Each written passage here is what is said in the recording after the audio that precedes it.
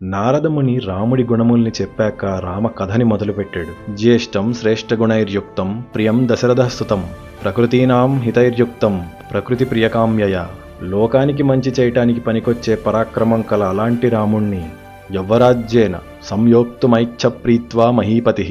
ప్రజలకి సమాజానికి ఎప్పుడూ మంచి చేద్దామన్న ఉత్సాహంతో ఉండేవాణ్ణి, ఆ ఉత్సాహానికి సామర్థ్యం తోడై ఉన్నవాణ్ణి, తనకత్యంత ప్రీతిపాత్రుడై తన పెద్ద కొడుకై రాముణ్ణి యువరాజుగా పట్టాభిషేకం చేద్దామని దశరథుడు నిర్ణయించాడు.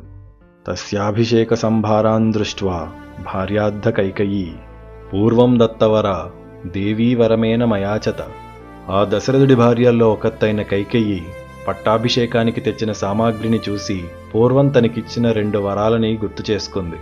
వివాసనం చ రామస్య భరతస్యాభిషేచనం.